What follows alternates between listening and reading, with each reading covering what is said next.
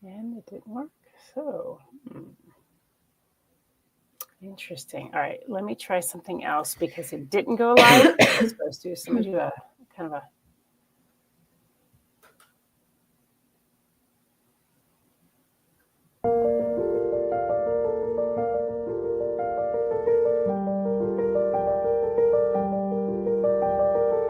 People say there is a first time for everything.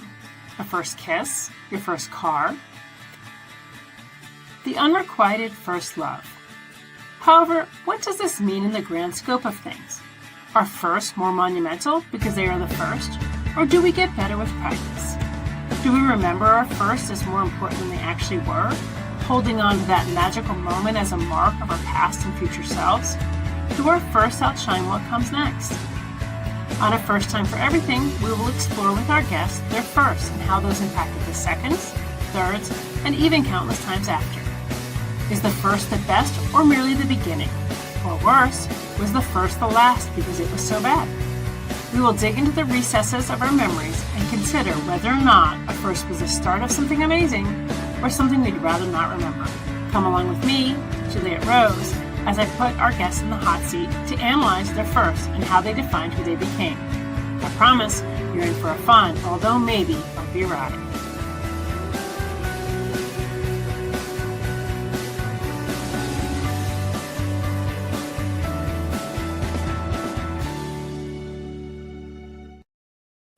Good evening, everyone, and welcome to another episode of A First Time for Everything. I am your host, Juliet Rose. Just a reminder, if you're tuning in, to send a star to let us know how we're doing here at Go Indie Now. Every time you contribute, get entered into our season prize package drawing with gift cards, swag, and more. Tonight, we are being joined from afar, from Wales, with D.S. McCoglan. She has graciously agreed to get up at 1 o'clock in the morning to be our guest. So we'll be kind tonight. And so why don't you tell us a little bit about yourself, what you write, and where people can find you? Yes. Hi, everyone. I'm Damaris D.S. McColgan. Yes, I live in Wales. I'm Swiss, actually. So English is not my first language. And you might hear this when I talk a little bit. I like to call it special accent.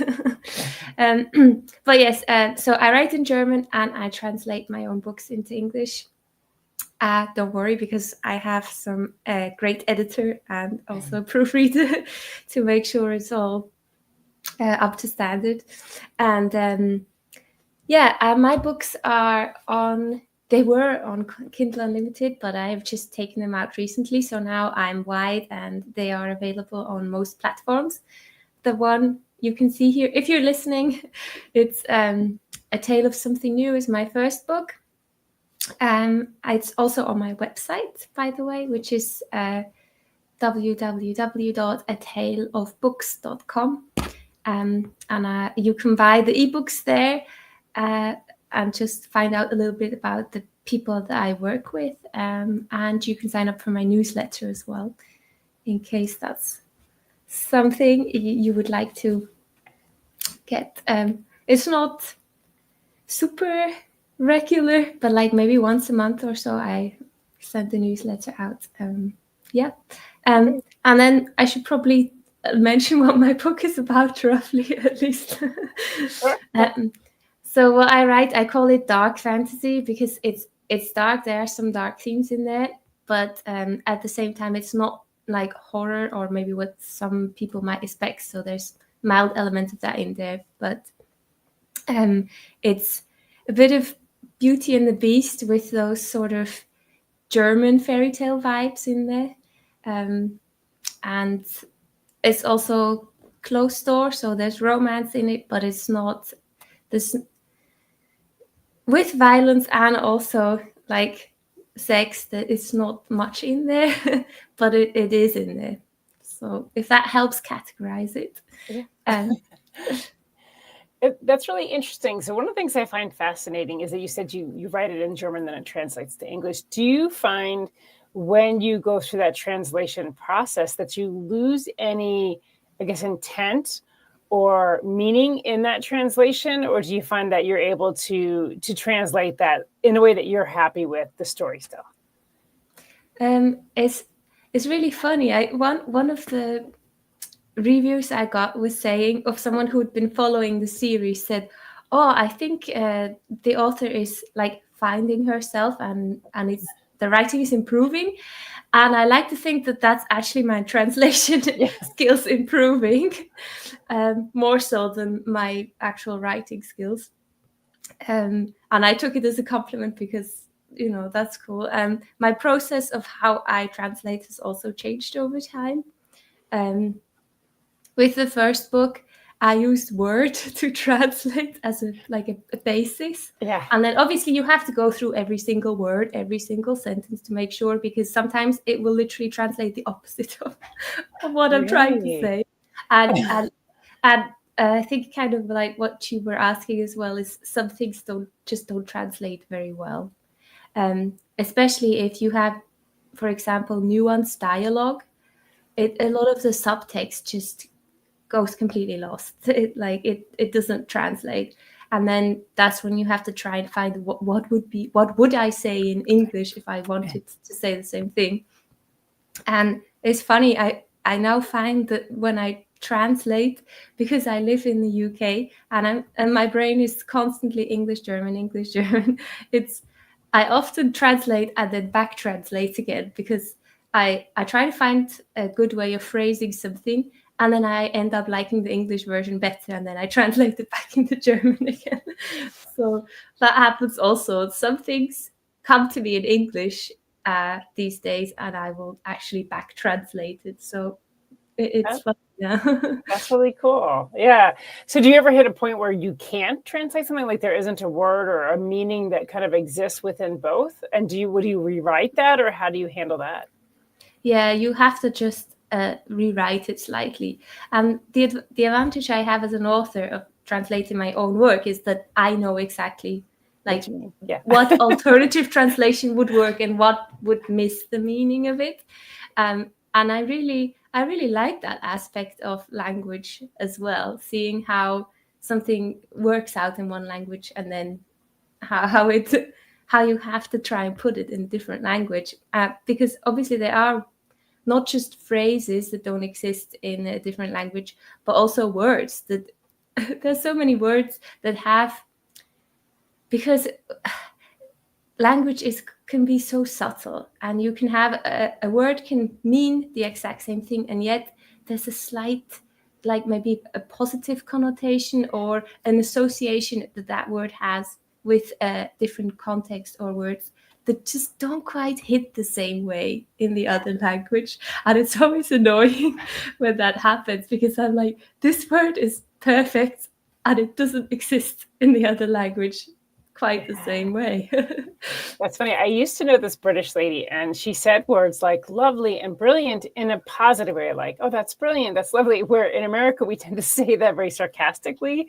It's like, you're like, would lose the meaning if you're like brilliant might become like brilliant, Yeah. That's really fascinating. I mean, I think it's the first time I've talked to somebody who's really kind of gone back and forth with that translation, and then how to kind of keep the context of your story together while translating into different languages. That's really fascinating.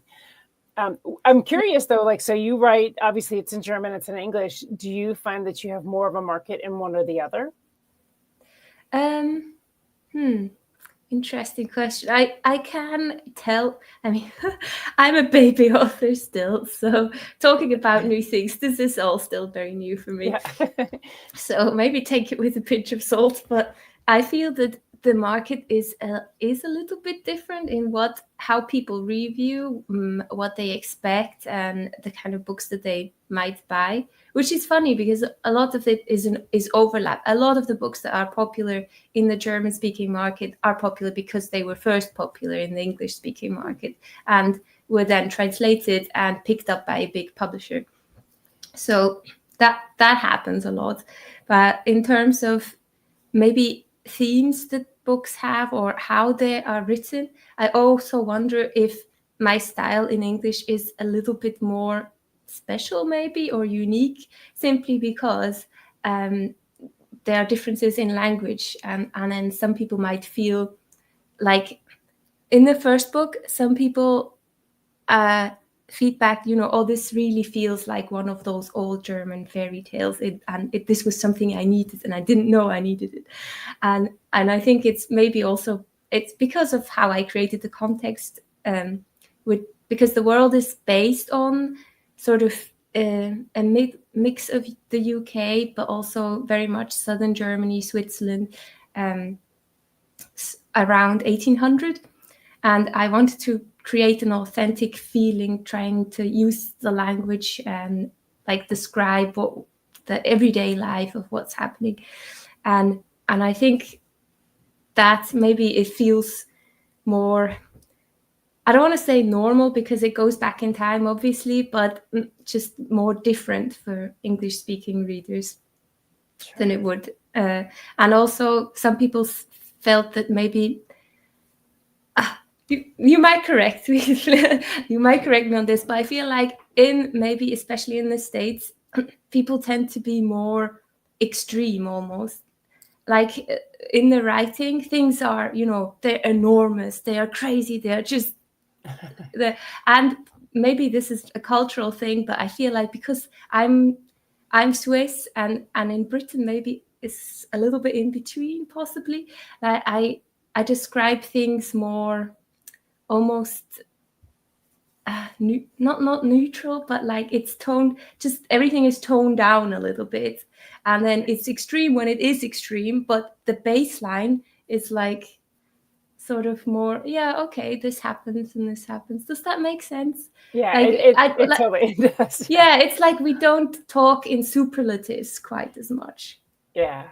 Well, and I think, I do think in American culture that you see a lot of like everybody wants to be on the amusement park ride. Like they want everything to be so intense, all the time.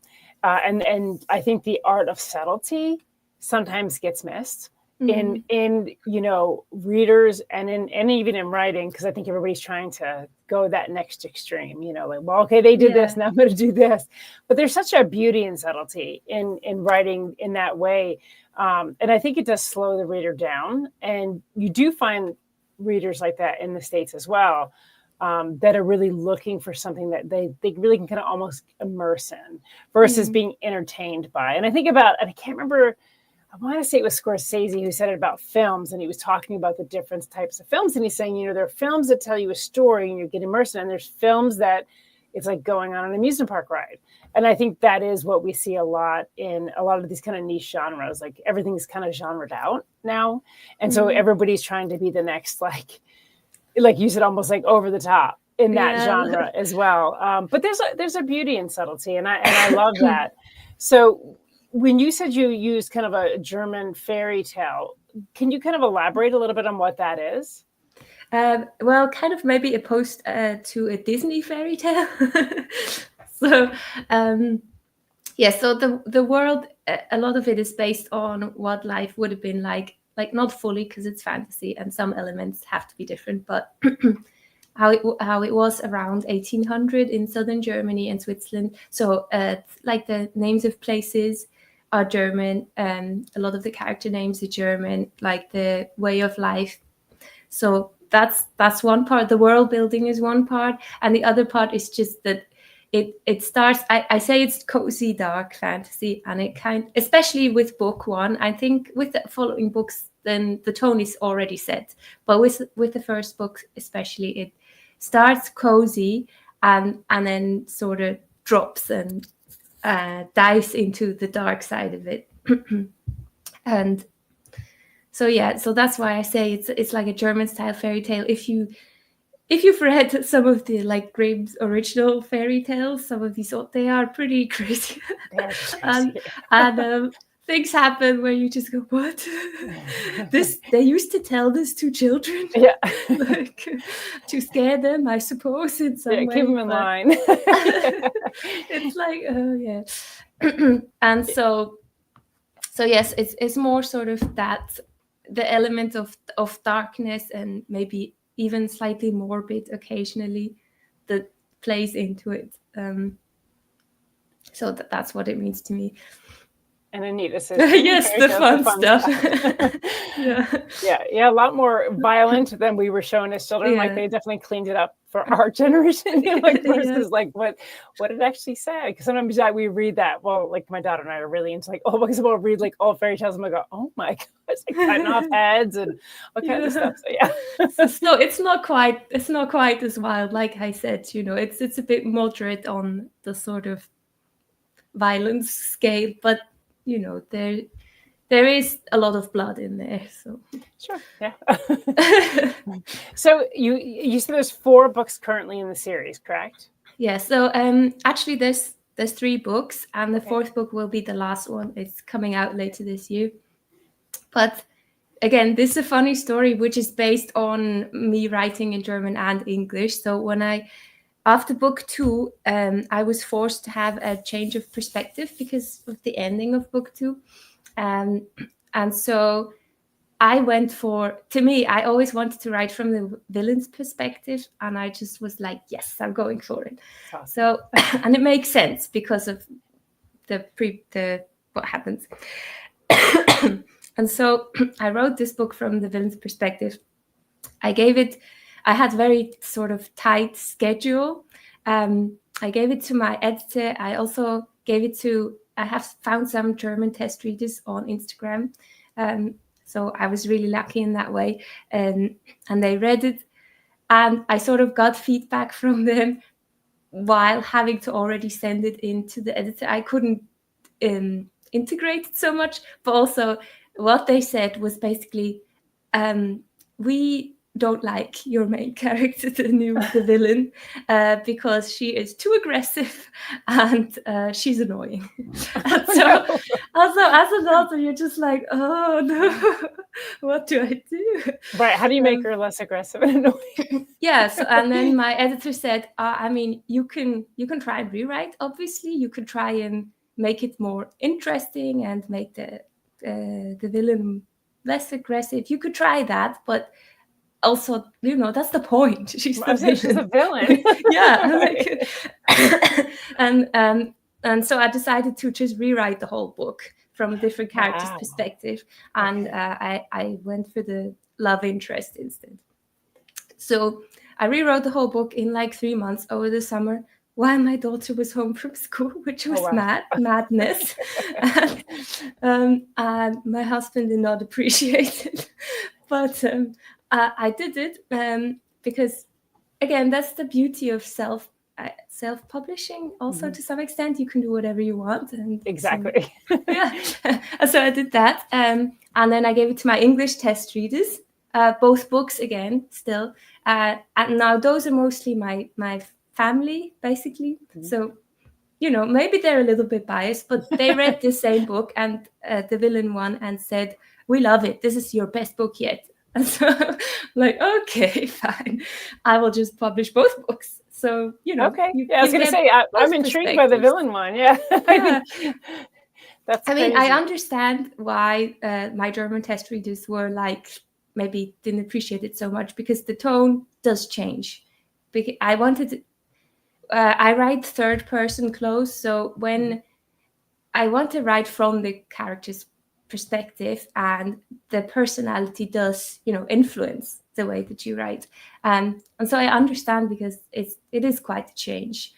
The pacing changes and the tone changes, and yes, you're following someone who's not exactly nice most of the time, which can be interesting, but just it was a bit of a break from, and the love interest perspective isn't quite so much a break tone-wise. So I understand, and I'm grateful that they didn't write it because now I have 2 books and people can pick it. And because the 2 characters, so the villain and the main characters, they obviously have scenes where they interact, but they have 2 different bases.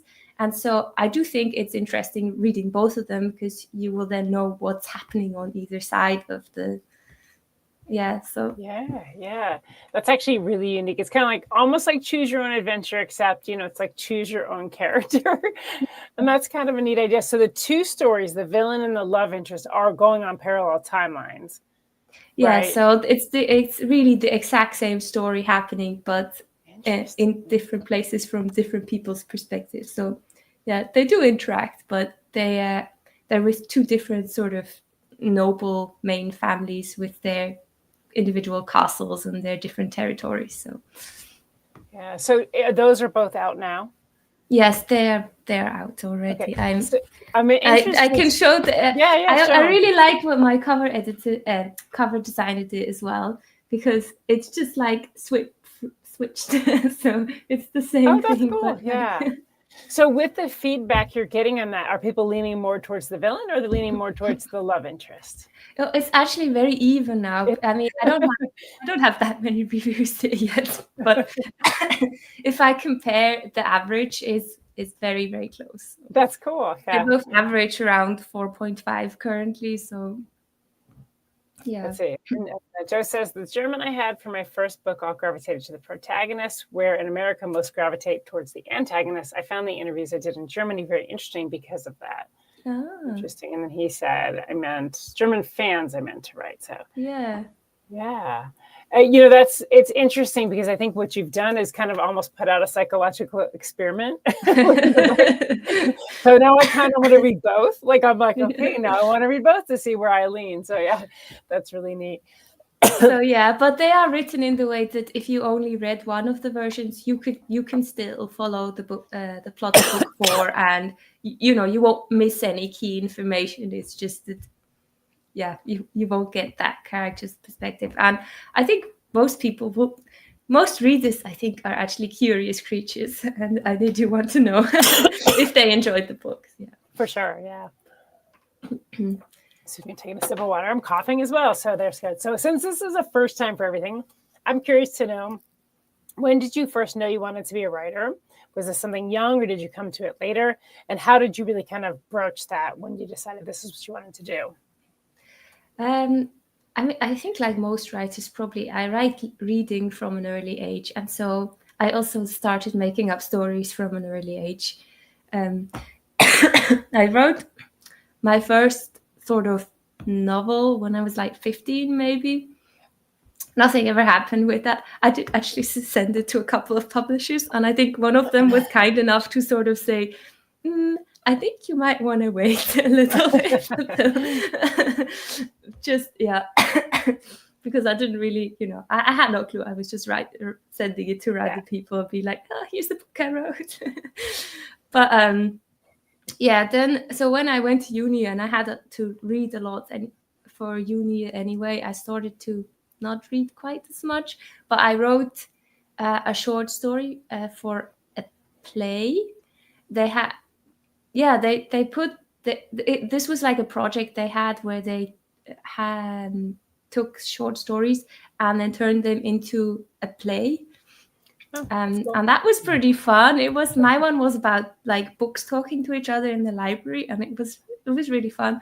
So, and then I wrote for the student magazine that we had at the University of Bern, where I went to, which wasn't fiction, but it was still fun. So I think writing has always been in my life to some extent, but I studied psychology because, when you go to career counseling, they don't necessarily encourage you to try and become a writer, which I understand. But yeah, so I only really started properly writing again after I had my daughter.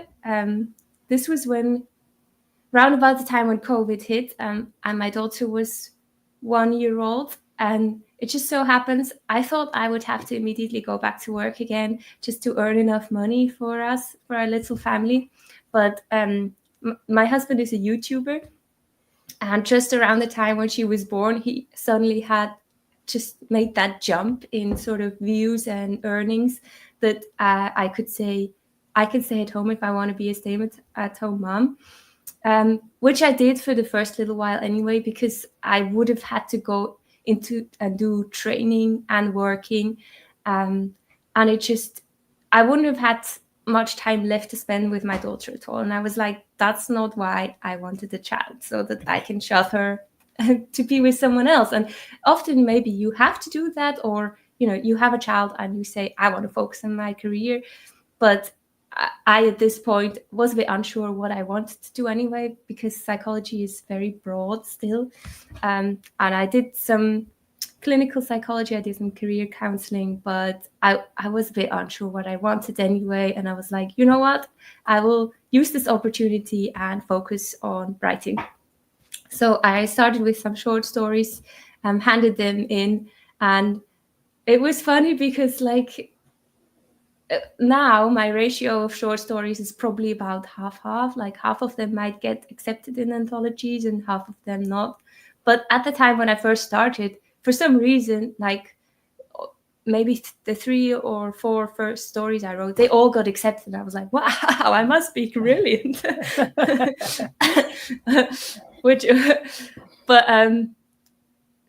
Yeah, so some of these short stories got accepted, and so I was like, yeah, okay, I guess I can do something with my writing, like at least, it might not be brilliant, but it's something. And so I started with a story. I think generally speaking, people would maybe not advise to start with a series. I don't know, but I had a series in my head, and that's what I started writing on. It was a story that had been with me since my days at uni, so it just felt like it had to be brought to paper. And because COVID also was happening at the time, I had time to write. So yeah, COVID definitely changed, I think, the scope of the world for a lot of people. And a lot of people got back into projects. I got back into writing during that time. Yeah. So I hadn't written for 15 years because I was raising my children, and I just felt like I couldn't do both. And I mean, I wrote like magazine articles, but I didn't write like my novels until really COVID and my kids became adults. So that kind of is my next question is, so you have a young one, obviously. How do you balance, I guess, having a little one around when you're also trying to kind of immerse yourself in a world to write? So she's already 6 now, actually. So when I started writing these books, she was 1, but she's 6 now.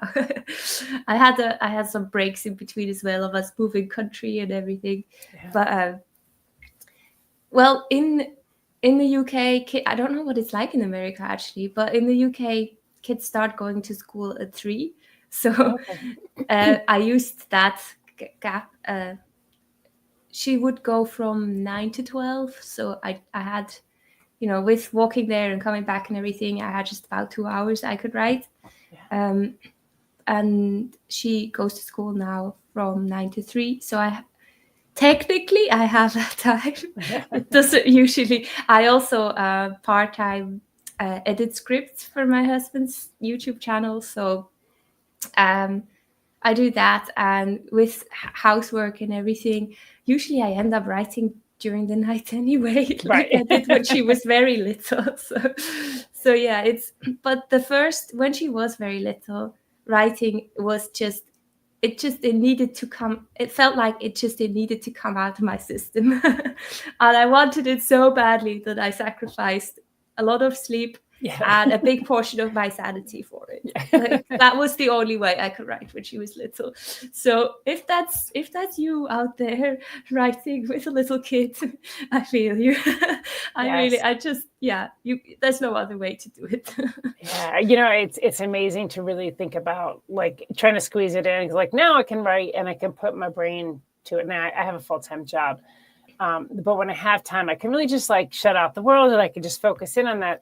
But I did start writing as well. And I wrote when my kids were littler, and oh my gosh, it was always like between like, get them a snack, do this, like write a few words. Oh, wait, got to take them, change a diaper. It was this constant back and forth, which is why I eventually did take a break from it, because I felt like I just wasn't kind of moving forward in my work.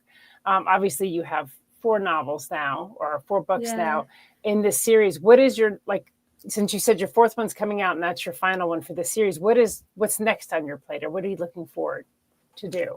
So I was thinking, I should probably write a standalone, because so people will like, I don't know, maybe take a chance more on a book and an author when it's just one book. But of course, that's just not how my brain works. So it's already plotting a new series because. So yeah, I haven't had so much time for writing recently, which I'm a little bit sad about because I was trying to market my book, and I will honestly say I am terrible at marketing. So I'm hoping to rope my husband in on this in maybe half a year's time or so, when he can reduce his workload a little bit, because I'm just not a very good salesperson.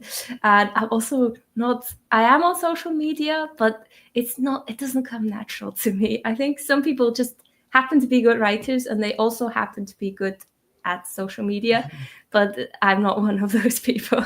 I'm not either. So yeah, so I try to do a bit of marketing, and I do the editing, which has also become more intense because now they've just started a new side. I say side channel, a new channel that is also under the umbrella. So my workload has basically doubled on that front. So, but I have only just started to actually sit down and write for the next series, which I'm very happy about. So. That's good. Well, let's delve into marketing a little bit, because one thing is, when I talk to people that are in different countries, like in America, there's always events. I mean, there's just always stuff going on. So like, I'm terrible at social media. I admit it. It's just not my thing. If you're going to see me as me, and if you don't like that, well, then you're just not going to like it. I don't do well at personas, but I do really well in person events. But talking to friends of mine who are in the UK, they really are challenged by that, because there aren't as many events in the UK. They don't want to have to travel to the United States, especially in current conditions. So what are some of the things you do that you feel help you, maybe being in that situation, to market your books? I don't think there are as many events, but I have. Now, this is what social media is very nice for, is to actually exchange with other authors. So one very kind author sent me a list of the events that he sort of figured out are happening. And I'm a bit hesitant to travel as well currently. And I haven't started on events properly yet. I said I think I will finish the series, and then when I have like a finished series, I can present sort of, I want to start getting into it. Because I'm an introvert, I need to recruit someone else to come with me. Yeah. But I want to start on some like smaller, maybe more local events. I also looked into like some of the fees for like having a stand.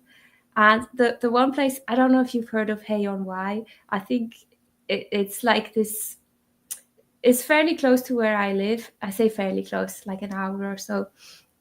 And it's just this little village town full of bookshops. They have so many bookshops. There are lots of secondhand bookshops, and they have a big sort of book festival every year.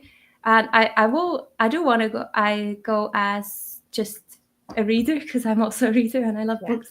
But I was looking at how much you pay for a stand as an author, and my eyes almost fell out.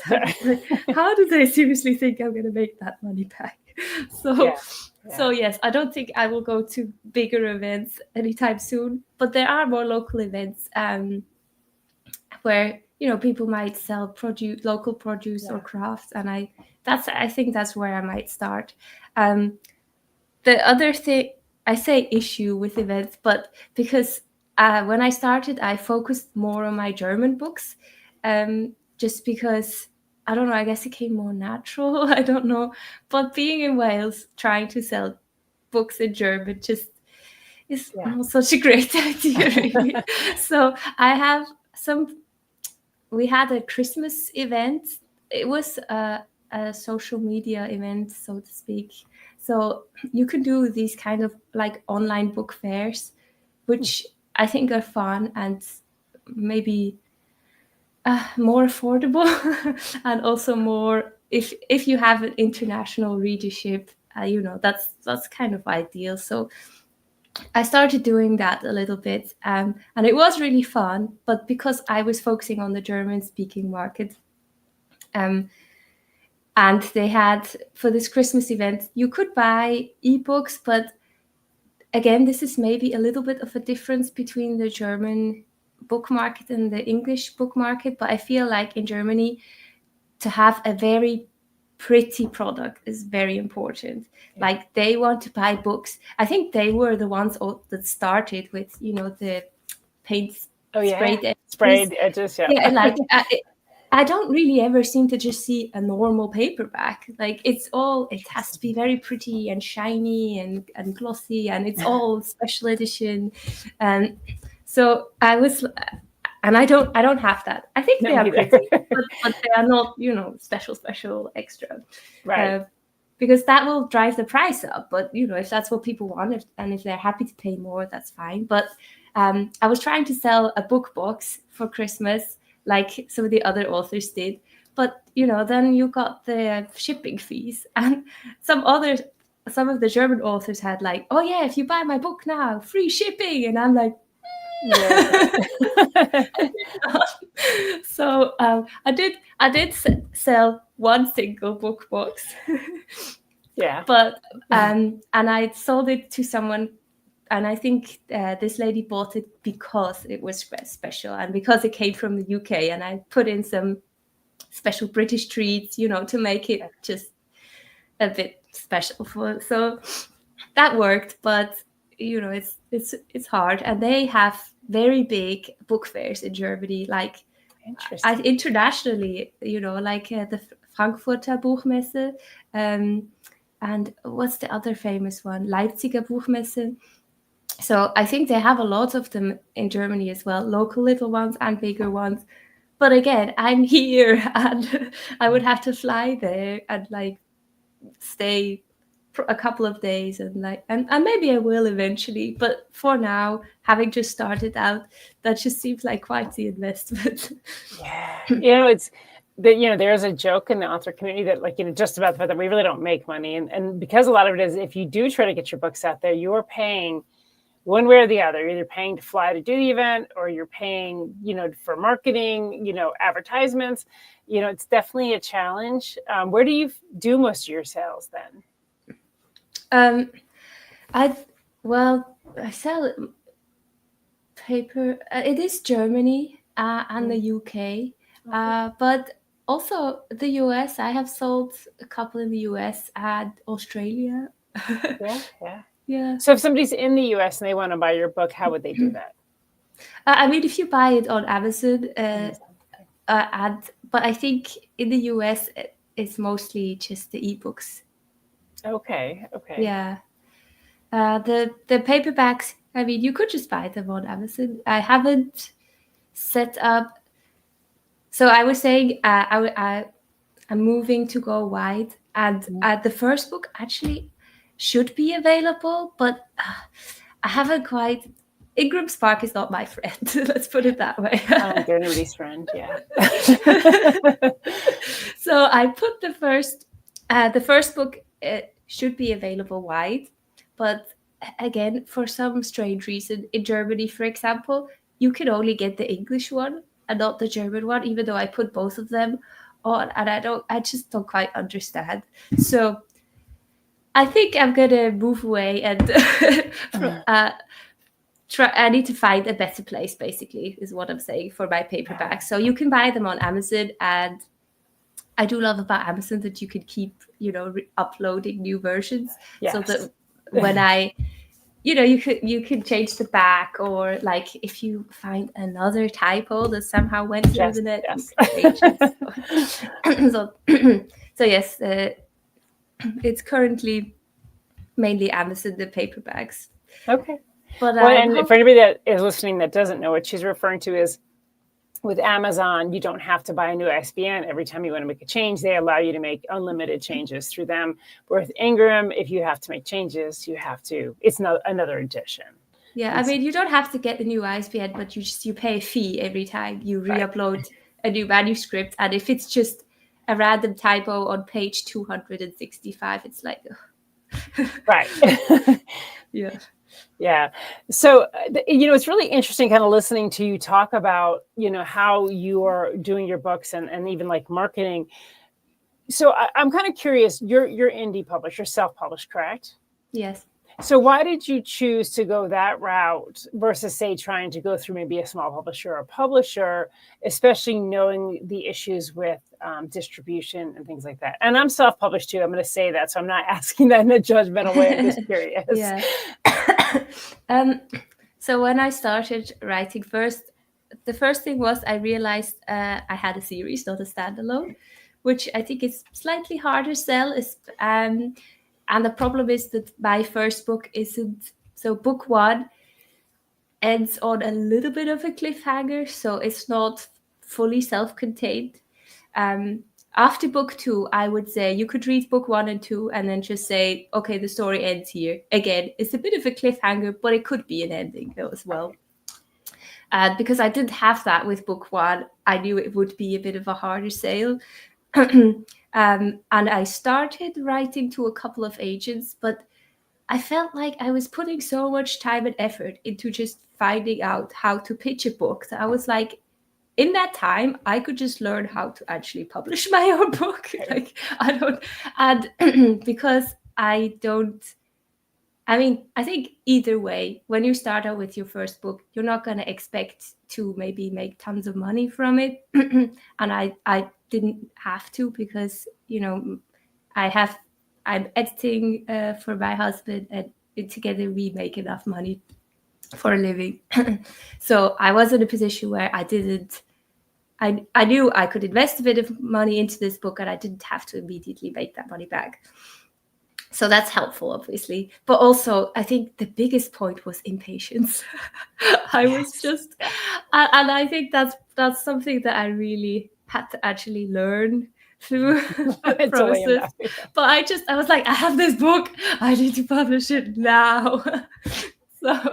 So I did, and in hindsight, that was probably not a smart move, but here we go. I did it anyway. Yes, so I knew that it would be so much quicker to get my book out if I just did it myself compared to trying to find an agent and then trying to find a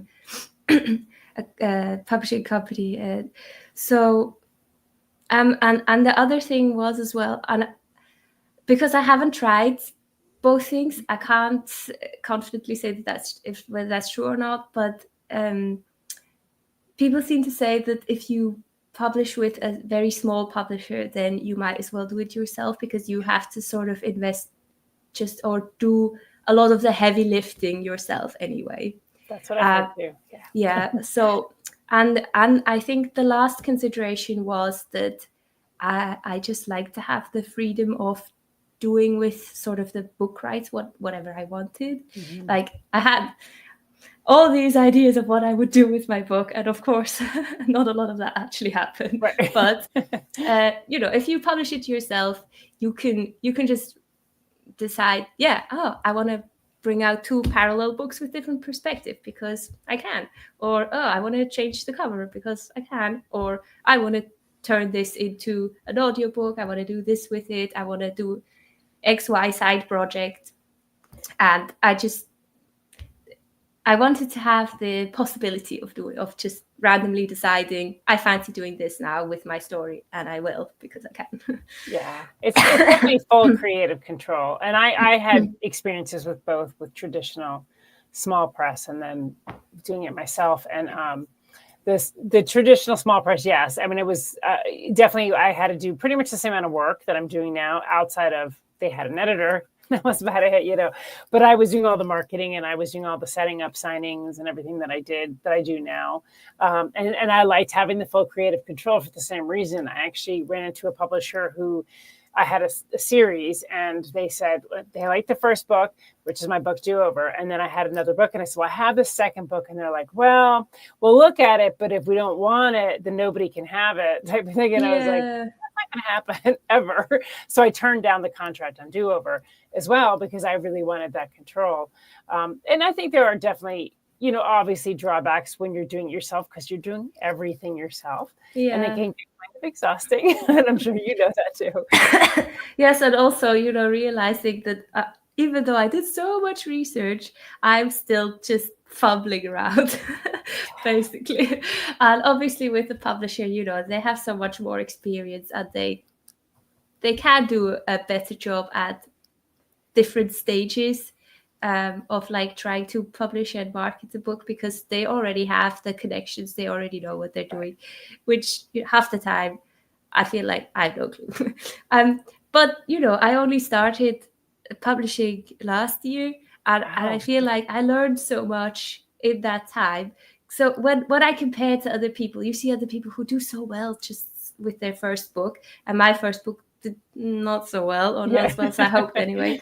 And then I'm like, how do they do that? But then I need to remind myself, I'm impatient, and I just jumped in and just published it when, maybe I should have done a bit more sort of ramping up, because I hadn't finished the books yet, right? And that's another thing. Something that I have learned is to pace myself. And with the next series, I want to actually write the books, and then I can publish them at a very convenient pace. Right. Rather than this time, going crazy of, I need to write a whole new book and try to market the first book. And exactly. I did the same thing. Yeah, I was diving into stuff, and I was like, but I never gave myself time to really market. And so over the last, and I've been doing this, I mean, I wrote when I was younger, but really this past 5 years, I've been really focusing in, and I can look back now and say, I should have slowed down. I should have done this.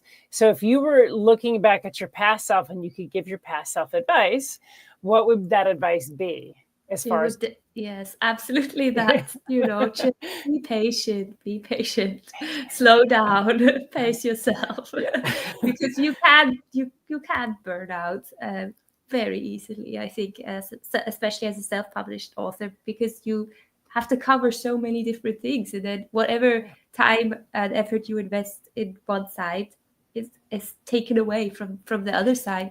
And that's why I did so little writing since I finished book 4. And so I would say just take a job.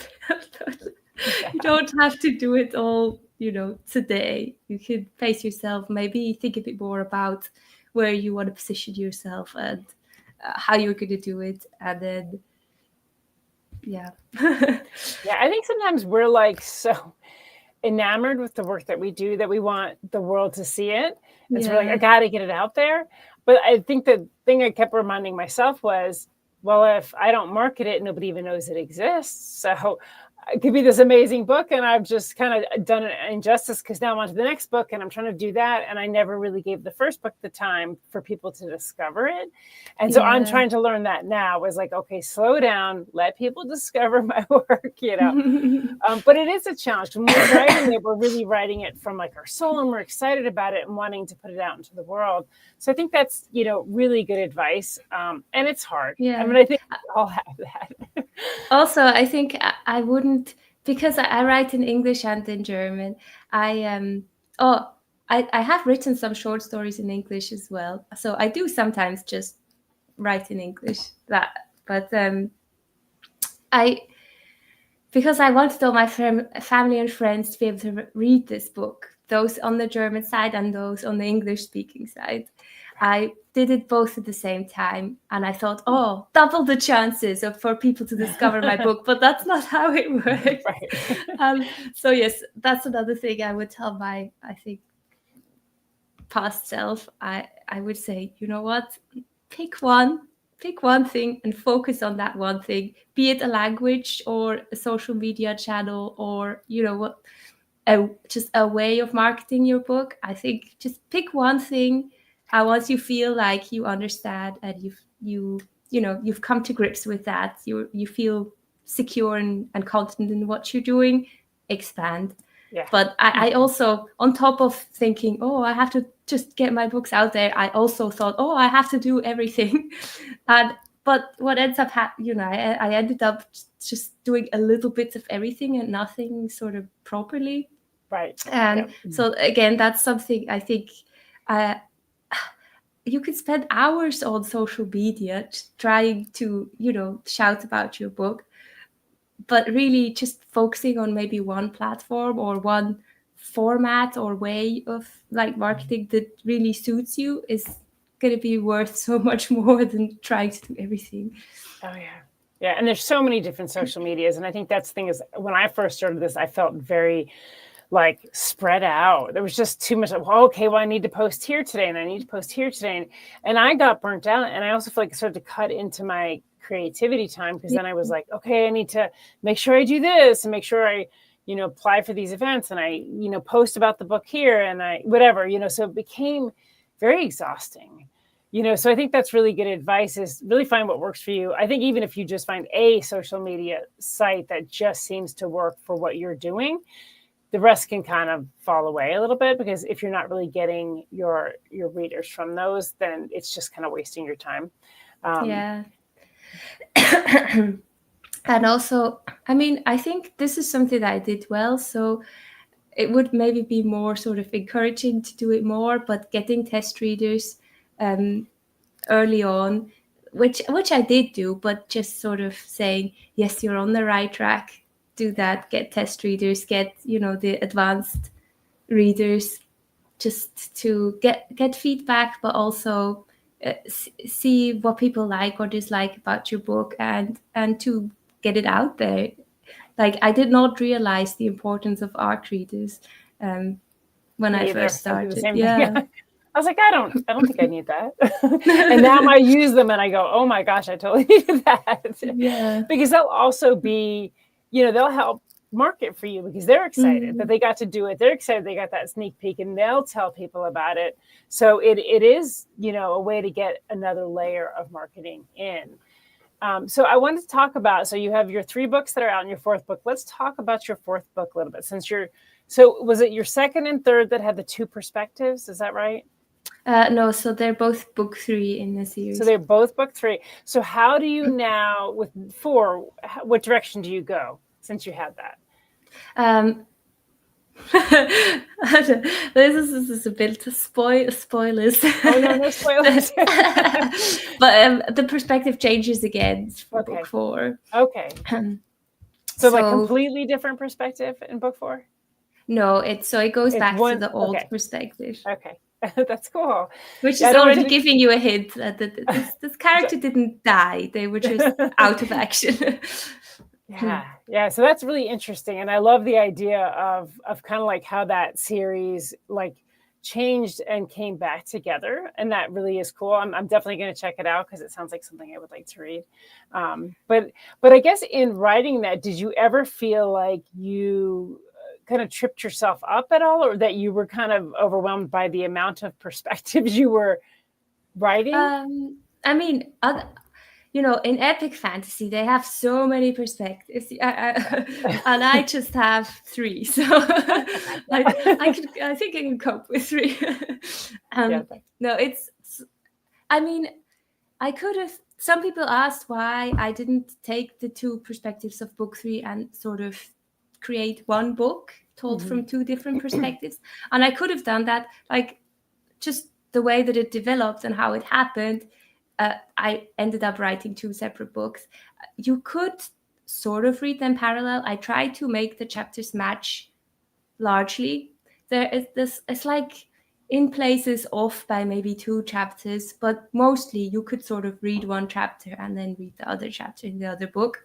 So I haven't tried that, but I wrote it so that you could technically do that. But yeah, I just kind of like the idea of, pick a path, pick a person to follow, and Well, when I was a child, I loved the choose your own adventure. So I like the idea of it because it is something where you go like, okay, because when we hear a perspective, it changes how we view the story or the plot, right? By reading one or the other, in a way, you're changing how the reader views how that moves forward. And that's really cool. I love that. Yeah. And I'm really glad actually that that my German test readers didn't like the villain, because I ended up writing the love interest perspective. And I had, a much deeper dive into his mind and the way that he perceives the world and the things that he worries about. And it was actually, I really enjoyed actually doing that. And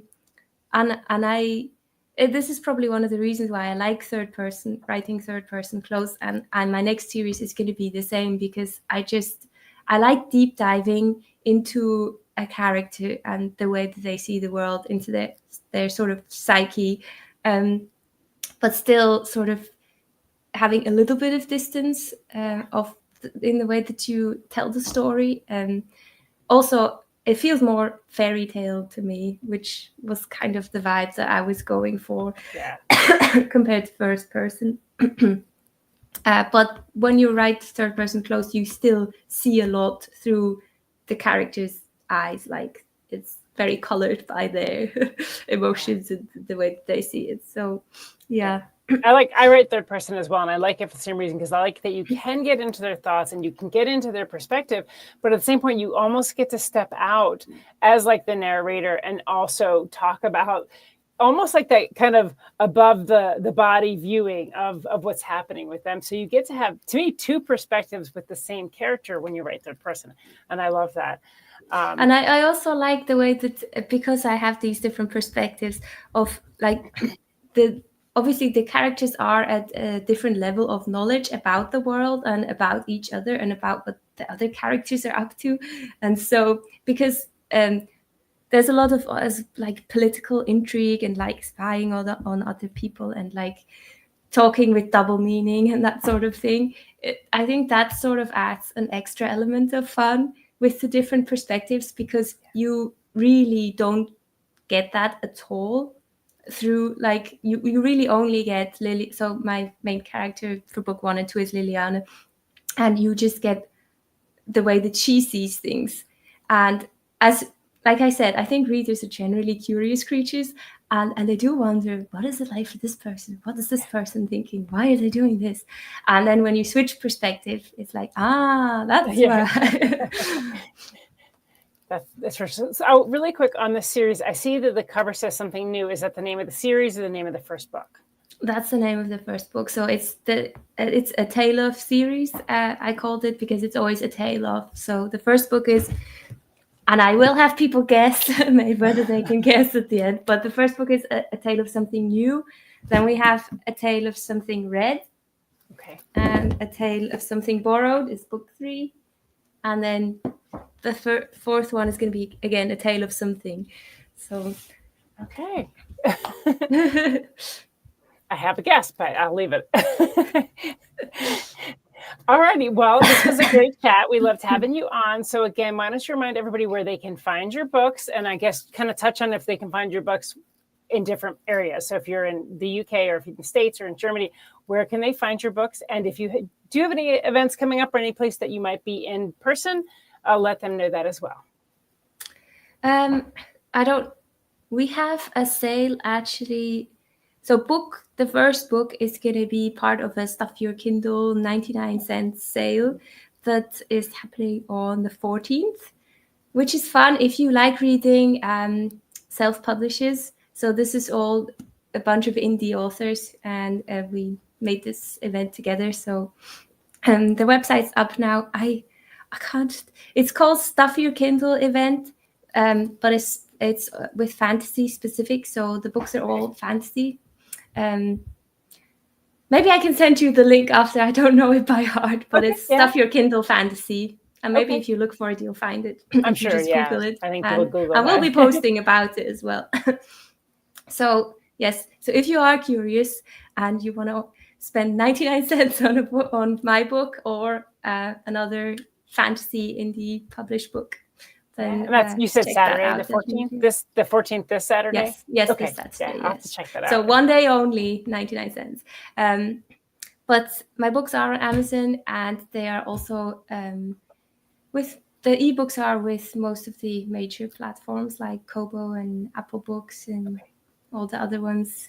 And my website again is a taleofbooks.com. Again, you can buy my ebooks on there. I'm just, because I'm in the process of taking them out, book 1 is already widely available, and so are the 2 versions of book 3. Book 2, I'm just about taking out now in like a week or so. Okay. Well, again, I want to thank you for getting up at 1 o'clock in the morning or staying up. I don't know if you've been up the whole time. No, I had a nap. to tune in. And again, for our viewers and our listeners, we appreciate you tuning in tonight. And please check out Damaris's books. They sound amazing. Thank you so much for having me. Yeah, this was a great chat. Now you get to go get some sleep. And just for the viewers, we want to remind you that it's always time for Go Indie Now.